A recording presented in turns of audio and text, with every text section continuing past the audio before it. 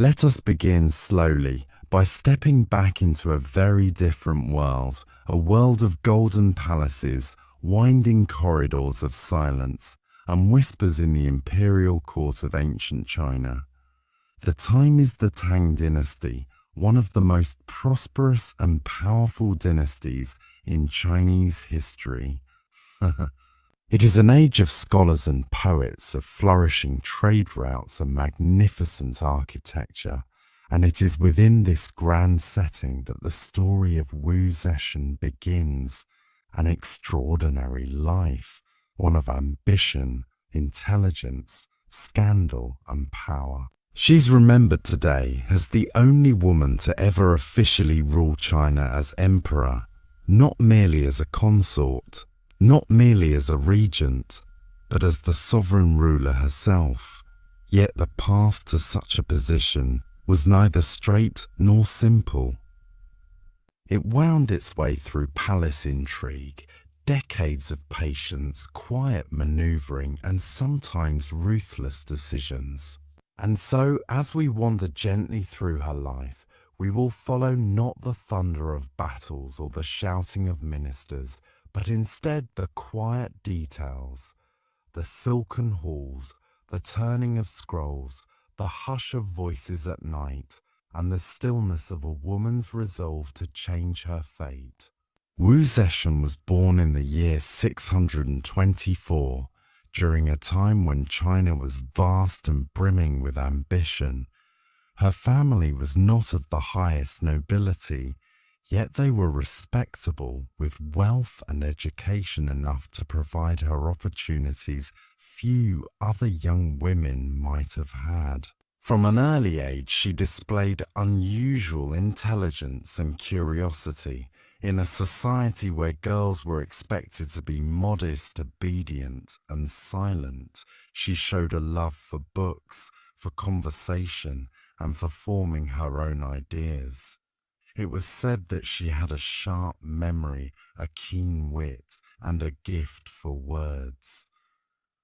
She listened closely to the lessons of the classics, to the histories of dynasties past, to the strategies of rulers and ministers. She grew up not merely to sew or play music, as girls were encouraged to do, but to observe, to calculate, and to learn. At the age of 14, she entered the imperial palace as a concubine of Emperor Taizong, the second emperor of the Tang dynasty. Imagine for a moment the vastness of such a place for a girl so young. The Forbidden City would later become the better-known imperial residence, but in Wu Zetian's time, the Tang Palace was equally overwhelming. Marble steps led to enormous halls. Roofs glistened with tiles of glazed yellow. Red lacquered doors hid endless courtyards within courtyards, chambers within chambers. Gardens bloomed with peonies and lotuses. Bronze incense burners released thin threads of smoke, and scattered among it all were hundreds upon hundreds of women, concubines, attendants, maids, each competing, quietly or openly, for the notice of the Son of Heaven. To be noticed by the emperor was to rise. To be ignored was to vanish into obscurity. At first, Wu Zetian was but one among many. Taizong was older, a man of military strength and commanding presence. For him, she was a minor concubine, not among the most favoured.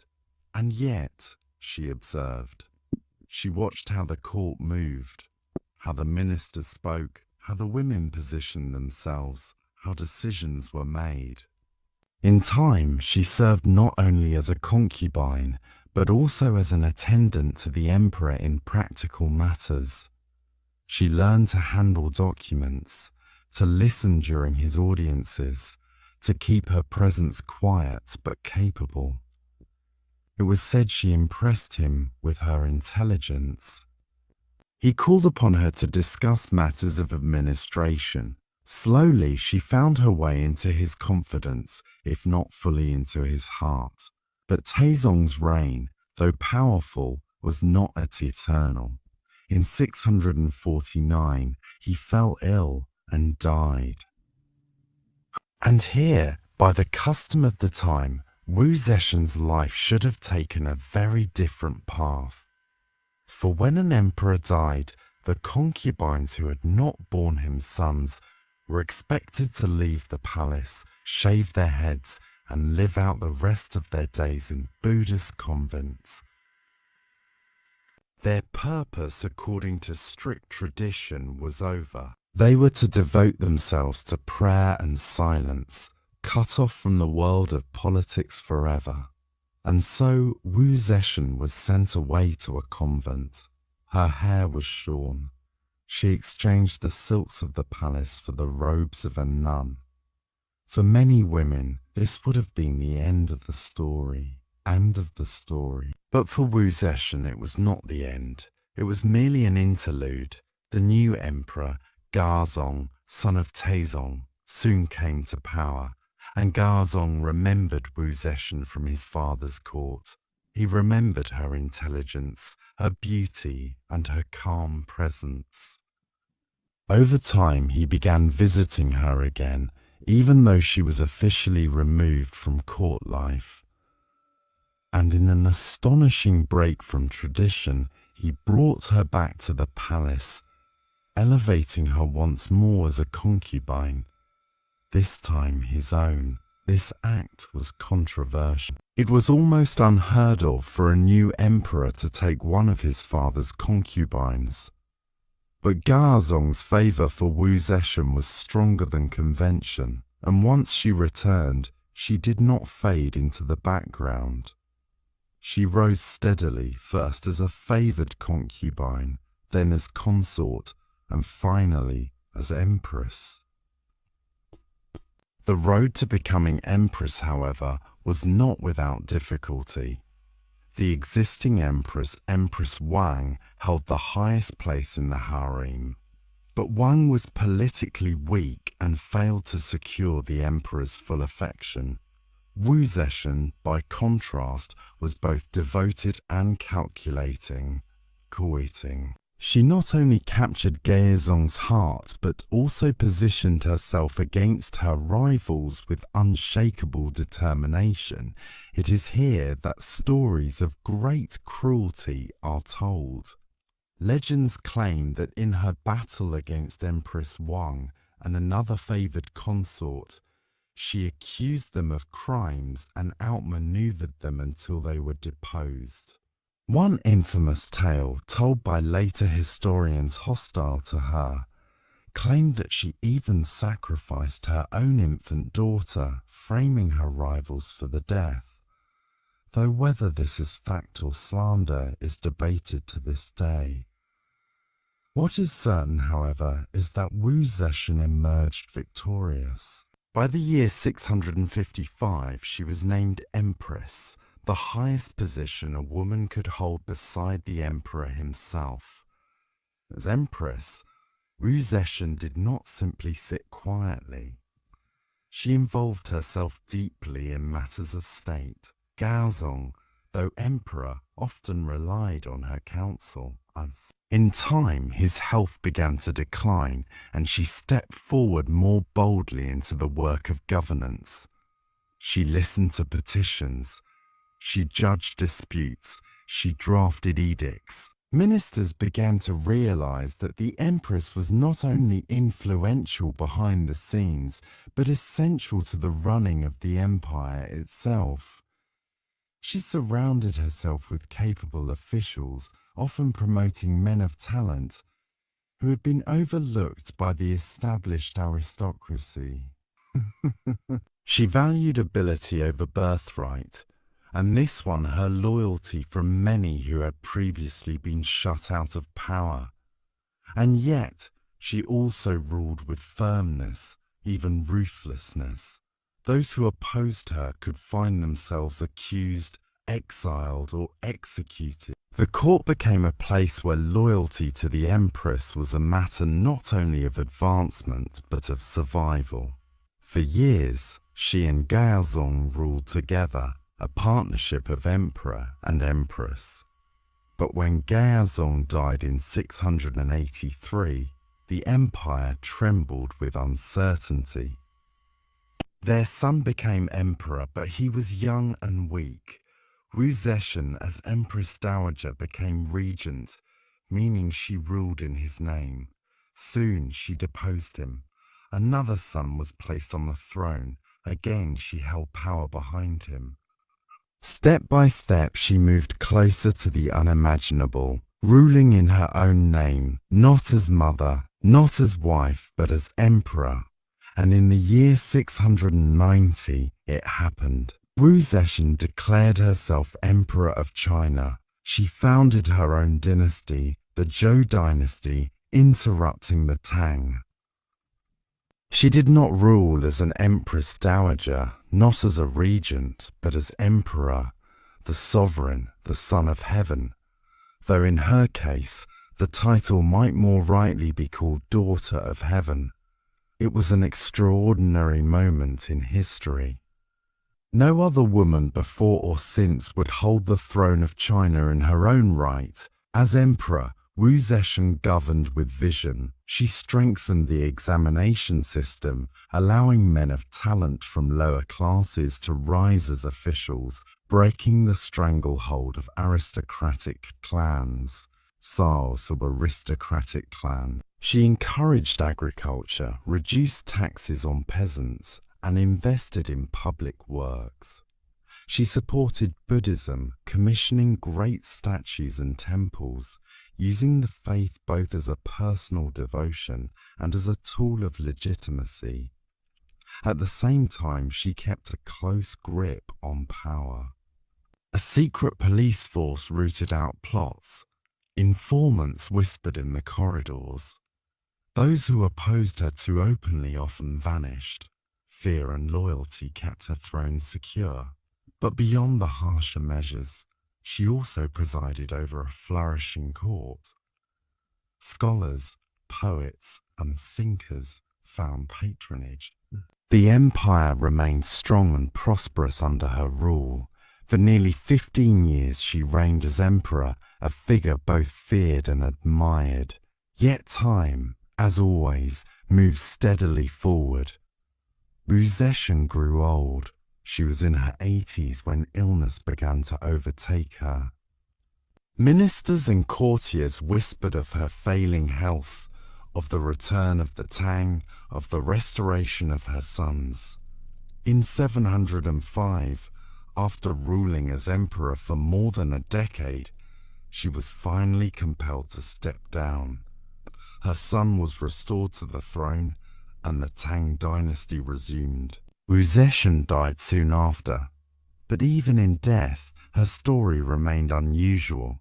Her tombstone was left deliberately blank, no words inscribed upon it. Perhaps it was meant as punishment, to erase her memory. Perhaps it was meant as acknowledgement that her life spoke for itself. In any case, her silence has echoed louder than any words could. Looking back, centuries later, Wu Zetian remains one of history's most debated figures. Others remember her as a brilliant leader, a ruler who strengthened the state, promoted talent, and proved that a woman could rule as well as any man. The truth, as often happens in history, lies in the balance.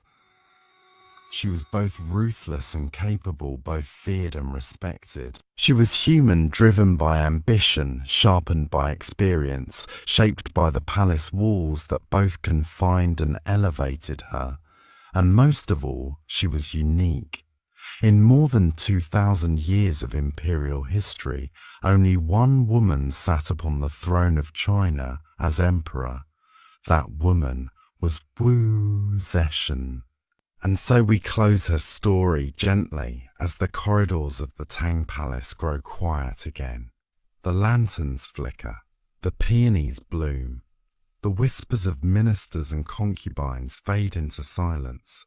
Wu Zetian remains, an empress, a ruler, a shadow and a light in equal measure. A woman who, against every expectation, became emperor. Her life, filled with silence and storm alike, now rests in history's keeping, a tale to be told softly as one drifts slowly towards sleep. Let us pick up again quietly as the great Tang court lingers beneath the glow of lanterns and the story of Wu Zetian moves forward. By now, she has become more than a concubine. She has risen to the place of empress, wife of Emperor Gaozong, a position of honor and influence, but also of endless caution, for in the palace no position, however high, was entirely secure. Rivals still lingered, ministers whispered.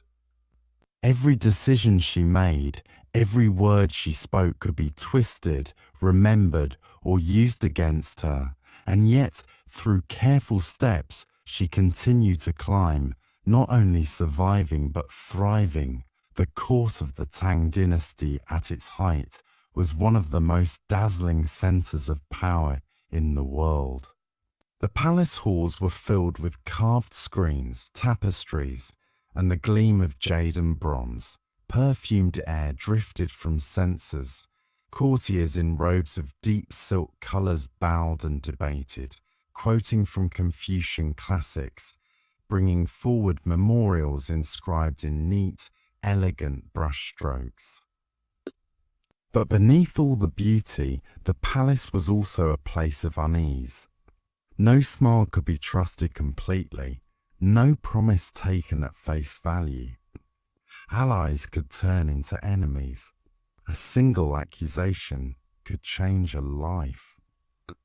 And here, in this intricate world, Wu Zetian moved like a river, steady, deliberate, flowing around obstacles until she wore them down. As Empress Consort, she began by solidifying her position. Empress Wang, her former rival, had already been deposed. But others lingered in Gaozong's affections, and she knew that the emperor's attention was not guaranteed. Wu Zetian kept herself vigilant.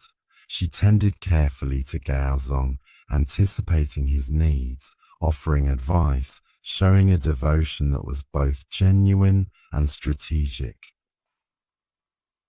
She became indispensable to him, not only as a wife but as a partner in governance. For Gaozong was not a strong ruler by nature. His health was delicate. He often suffered from dizzy spells, from weakness that left him unable to lead with the vigor of his father, Emperor Taizong. Ministers pressed upon him, sometimes overwhelming him with conflicting counsel. Wu Zetian became his balance, the steady presence who listened, sorted, and helped him decide. It was not long before she was effectively sharing in his rule. One of her first great strengths was in recognizing talent. The Tang dynasty was dominated by powerful aristocratic clans, families whose ancestors had long held sway at court. But Wu Zetian understood that talent did not always spring from the highest birth.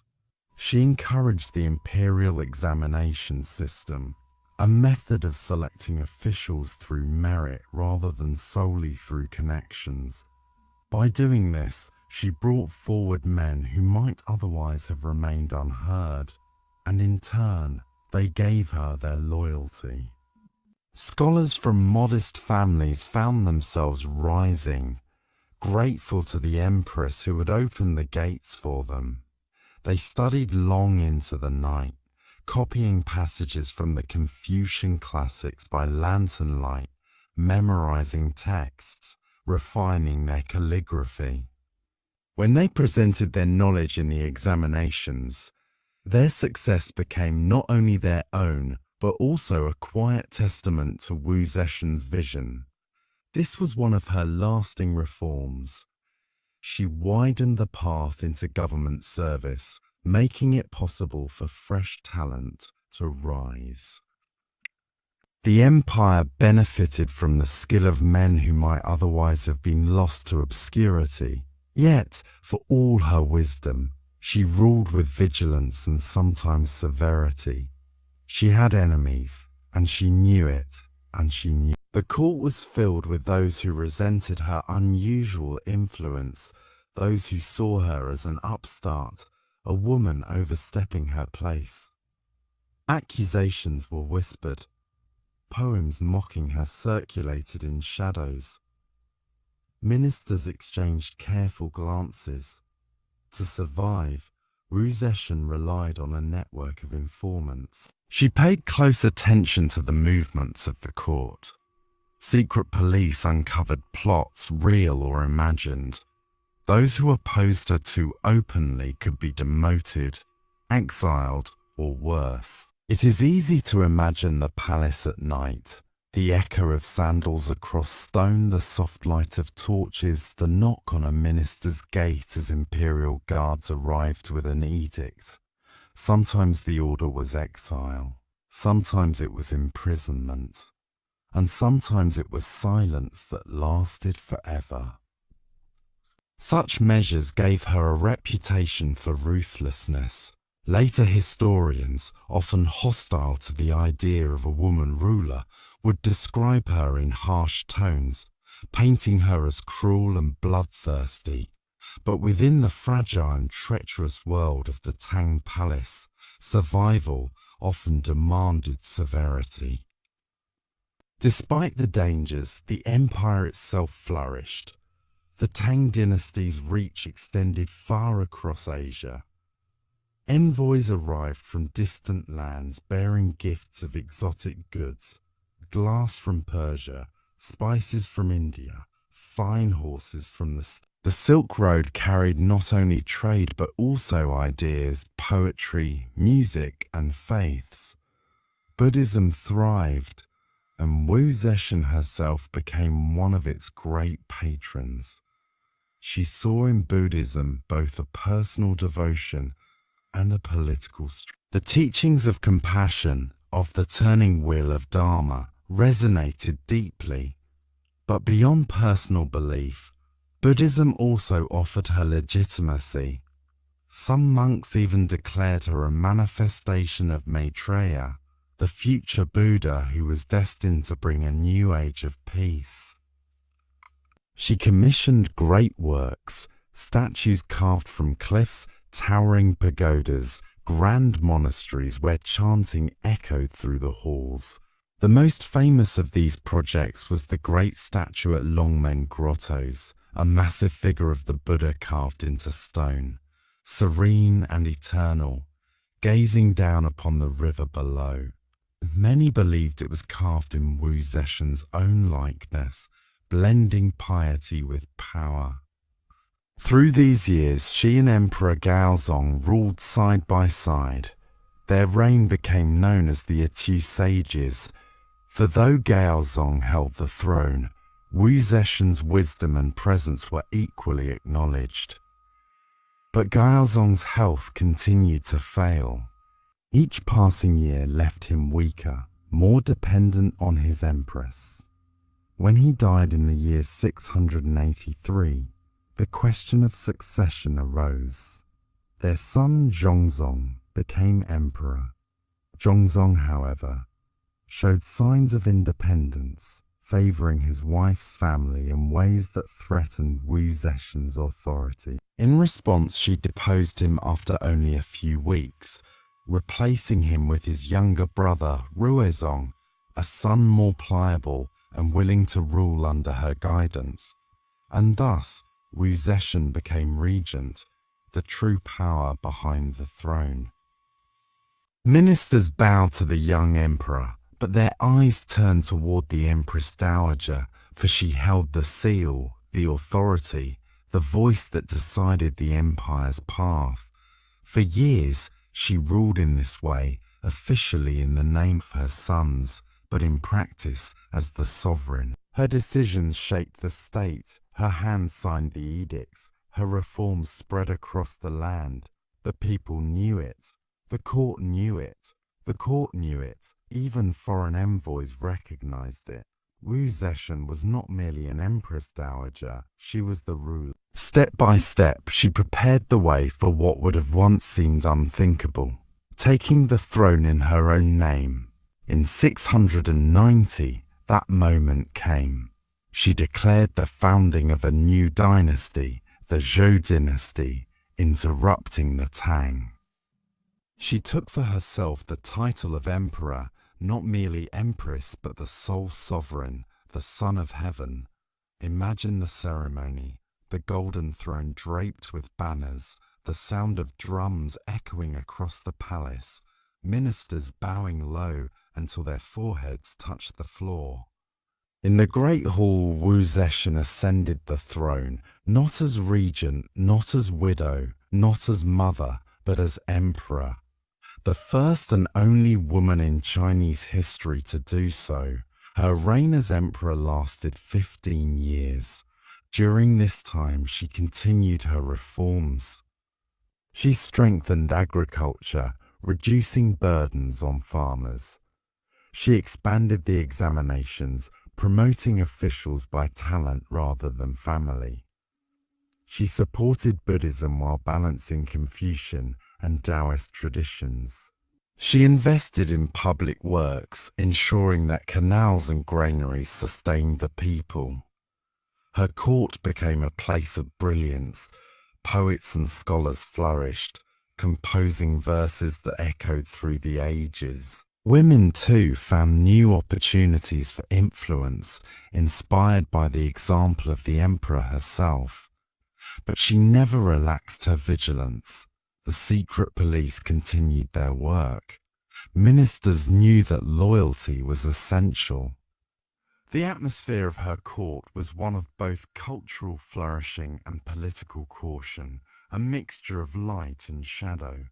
By the time she grew old, Wu Zetian had ruled in one form or another for nearly half a century, first concubine, then as empress, then as regent, and finally as emperor. Few rulers in Chinese history, man or woman, held power for so long or with such enduring impact.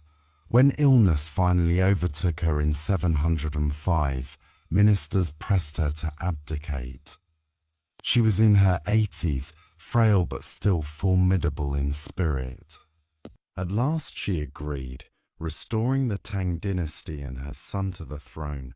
She died soon after, leaving behind a legacy unlike any other. Her tomb at Qianling was sealed with treasures and guarded by stone statues. But her stele, the great stone meant to bear her epitaph, was left blank. No words were inscribed to summarize her life. Perhaps her enemies sought to deny her memory. Perhaps her family wished to erase her claim.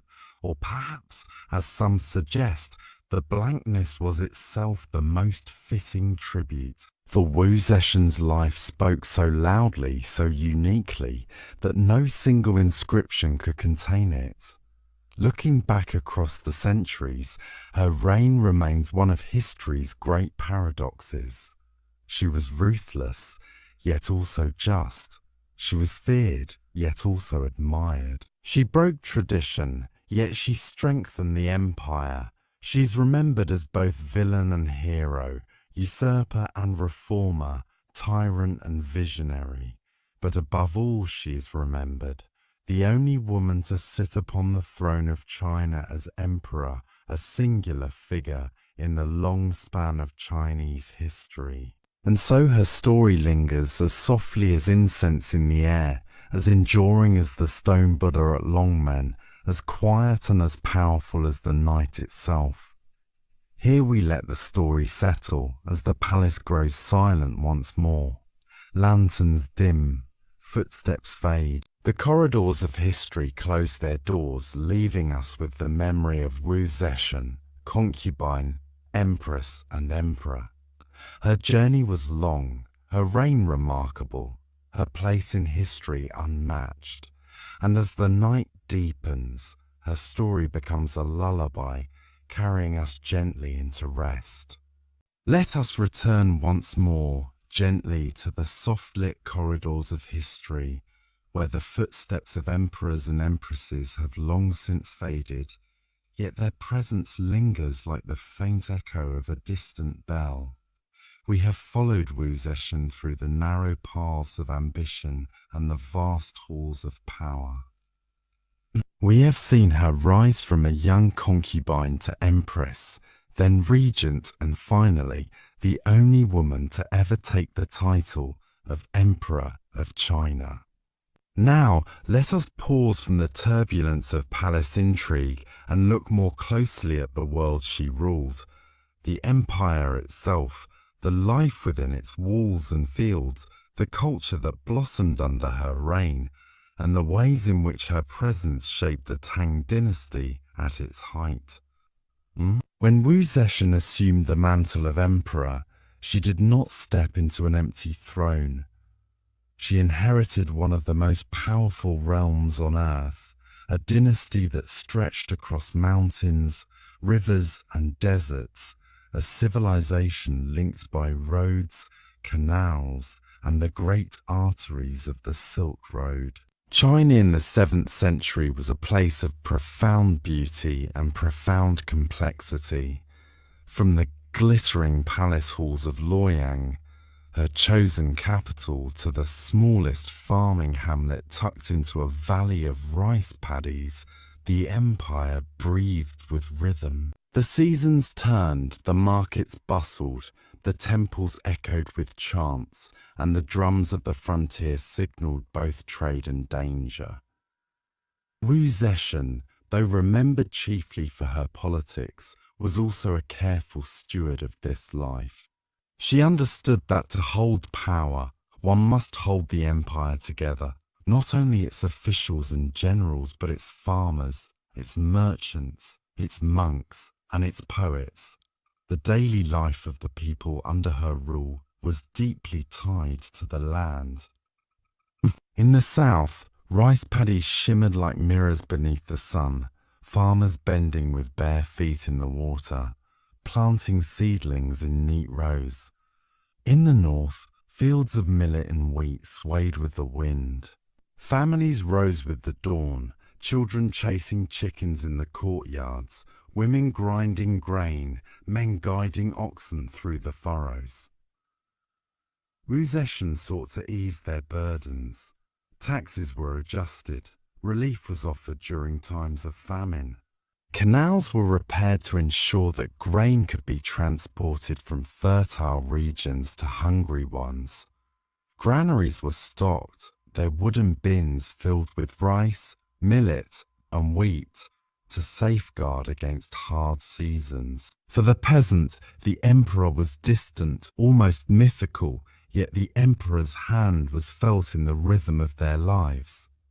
A decree in Luoyang could mean fewer days of corvée labour or more food in the storehouses. And though they might never see her face, Wu Zetian's reign touched even the humblest villager. In the cities, life moved to a different rhythm. Luoyang, the capital, was a place of splendour. Wide avenues cut across the city like rivers of stone. At their intersections, bustling markets spread with endless variety. Stalls sold bolts of silk dyed in brilliant reds, blues, and yellows. Merchants cried out the quality of their wares: tea leaves from the mountains, salt from the coasts, spices carried over deserts, jade carved into delicate pendants. There were street performers, acrobats who balanced on poles, musicians playing the popa and the guqin, storytellers weaving tales of legendary heroes. Children ran between the crowds, laughter rising above the hum of trade. At night, lanterns glowed in rows, painting the city in soft gold. Wu Zetian encouraged this life. Trade brought wealth, but it also brought connections. From the West came Persian glass and Arab silver. From India came sandalwood and Buddhist scriptures. From Korea and Japan came students eager to learn from China's scholars. The empire was not isolated. It was a crossroads, and under Wu Zetian, that crossroads thrived. At the heart of Tang culture was literature. Poetry was not merely an art. It was a necessity. To be a scholar, to enter the examinations, to win office, one had to master the writing of verse. Ministers exchanged poems as readily as they exchanged letters. Lovers courted each other with lines of poetry. Even soldiers on campaign composed verses to pass the long nights. Wu Zetian herself valued the written word.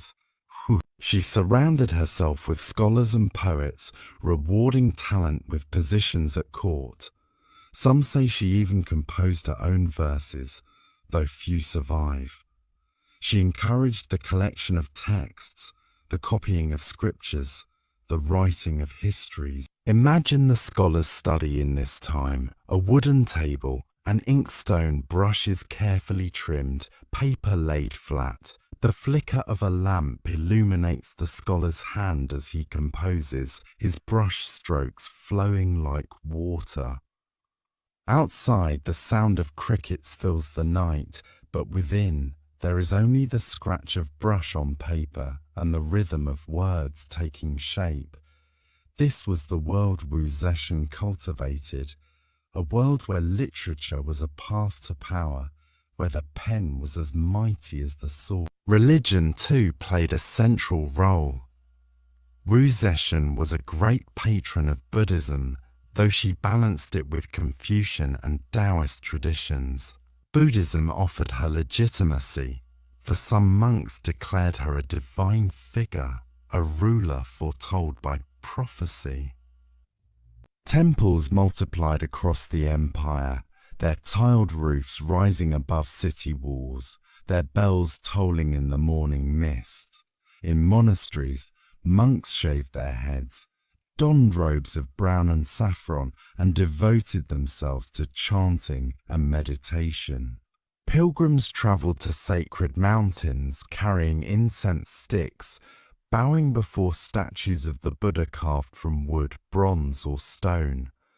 The most magnificent of these works was the Vairocana Buddha at the Longmen Grottos, a colossal statue carved into the limestone cliffs.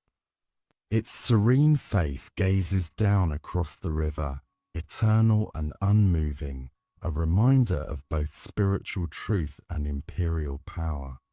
Some whispered that its features resembled Wu Zetian herself, blending devotion and authority in a single image. But life under Wu Zetian was not only about culture and piety. It was also about control. A secret police kept watch over the court, rooting out plots and conspiracies. Ministers knew that a careless word could be reported. The atmosphere of the palace was one of both brilliance and caution. At night, the corridors were patrolled by guards with lanterns, their armor clinking softly as they walked. The silence was heavy, broken only by the occasional call of a watchman or the hoot of an owl. Within this silence, edicts were written, accusations drafted, and decisions made that could end careers or lives. Yet, beyond the palace walls, most of the people lived their lives in peace. Farmers planted and harvested, merchants traded and travelled, children studied and played. The empire remained strong, stable, and prosperous. The Silk Road carried not only goods but also ideas. From the West came knowledge of medicine, astronomy, and music. From India came new sutras and styles of art. From Korea and Japan came envoys who studied Chinese government, eager to bring home what they learned. Wu Zetian presided over this exchange, recognizing the strength it gave her empire. She received foreign envoys in grand ceremonies, the hall filled with banners and the scent of incense. Bowing low, they presented their gifts: fine horses, exotic birds, rare spices, and in return they carried back silks, porcelain, and the prestige of having visited the court of the female emperor. Within the palace, life followed a strict order. The day began at dawn, with drums sounding the morning. Ministers assembled to present memorials. Wu Zetian listened, her face calm, her mind alert. She weighed each petition carefully, favoring those who spoke with wisdom rather than empty flattery. After the audiences, she consulted with her secretaries, reviewed reports, and discussed policy. Meals were simple yet refined: bowls of rice, dishes of vegetables, fish or meat prepared with ginger and garlic, fruit served fresh or dried. At times, she dined alone. At times, she invited scholars or ministers to share quiet conversation. In the afternoons, she might walk in the palace gardens. Peonies were her favorite, their blooms heavy with fragrance. She often compared their beauty to the majesty of an empire in full flower. As night fell, the palace grew hushed again. Lanterns flickered along the corridors, casting long shadows across painted walls. Beyond the palace, Luoyang itself settled into sleep, its markets silent, its streets patrolled by watchmen carrying wooden clappers to mark the hours. And within her chambers, Wu Zetian continued her work, reading memorials by lamplight, dictating responses, ever watchful, ever present, even as the world outside slipped into dreams. Her reign lasted until 705. By then, she was old, frail, and weary, but still formidable. She had ruled as emperor for 15 years, and in truth, she had shaped the empire for nearly half a century. When she finally abdicated, restoring the Tang dynasty, she left behind not only her own dynasty, but also a legacy of reform, culture, and power. She was remembered in many ways. Some called her cruel, others wise, but none could forget her. Even her tombstone was left blank, as if to say that no words could capture the fullness of her life. And so, as we close this chapter, we linger in the quiet of her world. The fields sway with grain. The markets hum with trade, the monasteries echo with chants, the palace stands silent and watchful beneath the stars. Wu Zetian remains there still, in memory, a woman who ruled not only the palace but an empire, a woman whose reign shaped history, whose story endures, quiet yet unshakable, like the stone Buddha gazing down across the centuries. The story of Wu Zetian's final years is not one of sudden collapse, but of a gradual unwinding. Power, which she had gathered so completely around herself, remained hers in name even as her body began to betray her. By the time she entered her 80s, she had been at the center of imperial politics for more than half a century. Few in Chinese history could rival the sheer length of her political life. And yet, as with all rulers, the same patterns unfolded. Age brought weakness, weakness brought intrigue, and intrigue brought the return of old rivals. For decades, she had been the unshakable sun around which her court revolved. Ministers, generals, monks, and scholars orbited her throne, each drawn by her authority, and each bound by her control. Even in her later years, her court remained carefully managed. Rituals still opened the day. Ministers still bowed before her. Documents still bore her seal. But while the forms of power continued, the force behind them was waning. She suffered from recurring illnesses, and the once imposing presence of the woman who had declared herself emperor of a dynasty was now a figure who leaned upon attendants to rise, whose voice carried less sharply across the marble hall. Her reliance on favorites became more pronounced. The Zhang brothers, two young courtiers whose beauty and wit captured her attention, grew to hold influence at court. Their presence was resented by many officials who saw them as opportunists manipulating an aging ruler.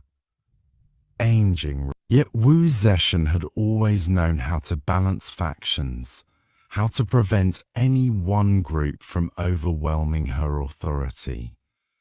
For a time, even these relationships served her strategy, loyal companions who gave her comfort, while also ensuring that the bureaucratic elite remained uncertain of their standing. But as her health declined, her dependence on them deepened, and murmurs spread through the palace corridors. Ministers whispered that the empire was truly ruled not by the emperor herself, but by those closest to her chamber. Meanwhile, discontent was gathering beyond the palace walls. The Tang royal clan, which she had displaced when she proclaimed her Zhou dynasty, still existed, waiting in the shadows of history for the chance to reassert itself. For years they had been cautious, knowing her secret police and her formidable will made rebellion unwise. But now, sensing weakness, alliances were formed quietly, letters passed secretly, and plots began to take shape. Generals at the edges of the empire, loyal to the Tang lineage, grew bolder in their support for restoring the old dynasty. The same dynasty she had claimed to surpass, she had now given reason to hope for revival. The court itself became a place of contrast, ritual splendor and quiet decay.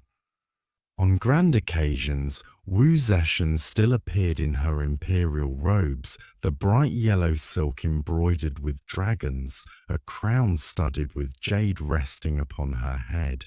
Attendants lifted her train, musicians played solemn tunes, and incense filled the air. From a distance, one might think little had changed, but those close enough could see her labored steps, her long pauses before speaking, her occasional retreat into silence as fatigue overtook her. The dragon throne remained occupied, yet its occupant was no longer the commanding figure of earlier decades. Her ministers, once quick to execute her will, began to maneuver more openly. Some aligned themselves with her favorites, others with the Tang princes who lingered in semi-exile. Each faction waited for the moment when power would shift. Wu Zetian's own children, long pawns in her political designs, now became the focus of renewed attention.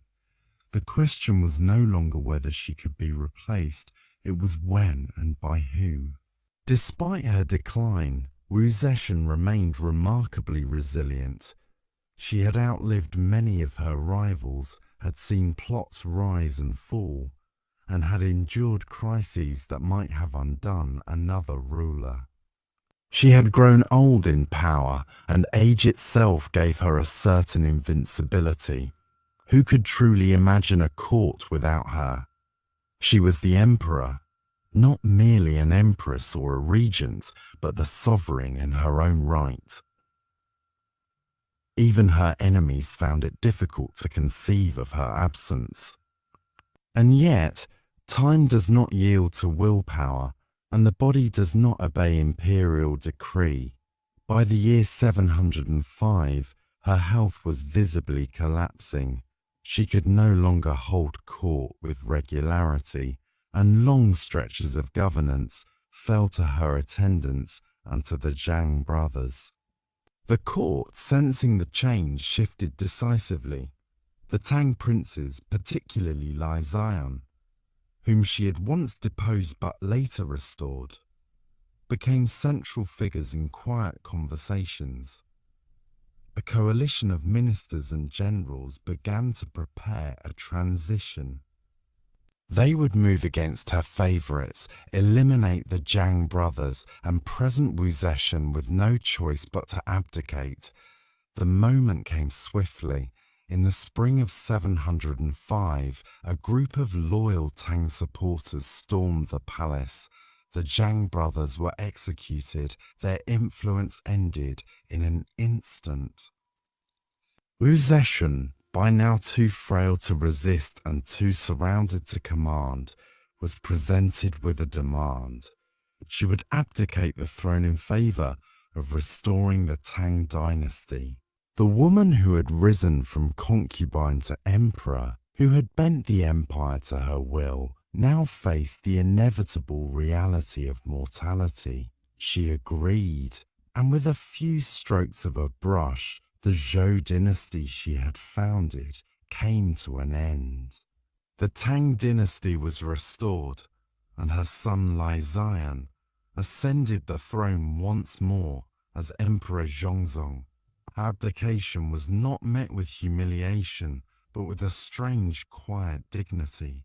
She was granted the title of Empress Dowager once again, and she lived out her final months in relative peace within the palace, no longer burdened by the constant duties of rule. She spent her days in reflection, surrounded by attendants and monks.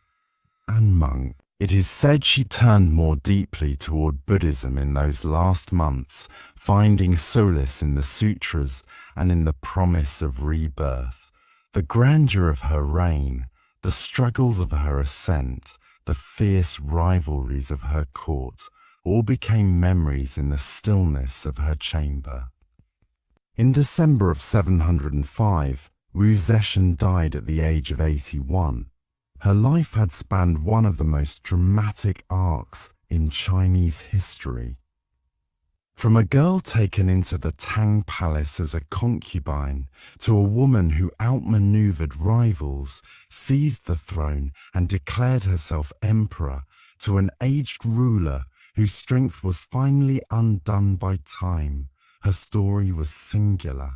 No other woman in China would ever again rule in her own name as emperor. She had broken a barrier that would never be repeated. Her burial was as remarkable as her life. She was laid to rest beside her husband, Emperor Gaozong, at the Grand Xinling Mausoleum. The site was chosen not only for its beauty, but also for its symbolism. A shared tomb for two figures whose reigns were forever intertwined. Stone statues of guardians, lions, and horses lined the sacred way, silent witnesses to the procession of mourners. Yet the most striking feature of her tomb was not its size or its carvings, but the great stele that stood before it. Unlike the tombs of other emperors, which bore long inscriptions detailing their accomplishments, her stele was left blank. No words were carved, no record inscribed. The silence of the stone was its own statement. Why the stele was left unmarked has been the subject of centuries of speculation.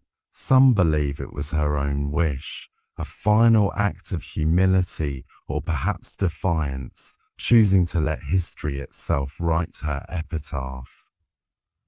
Others argue it was a compromise, a way to avoid inflaming controversy in the years after her death, when her reign remained a contested memory. Whatever the reason, the blank stele endures as a powerful symbol. It invites reflection, compelling each generation to consider her legacy anew, to weigh her ambition against her accomplishments, her severity against her patronage, her audacity against the order she maintained.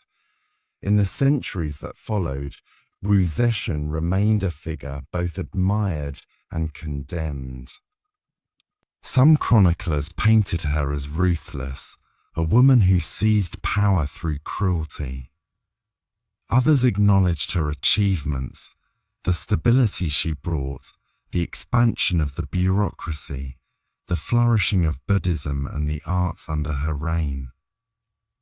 She was remembered both as a usurper and as a capable ruler. The truth, as with so many figures of history, rests somewhere in the interplay of these views.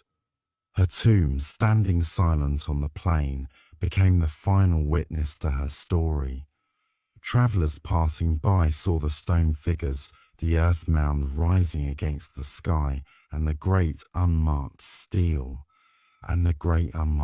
They knew it belonged to the woman who had once held all of China in her hands.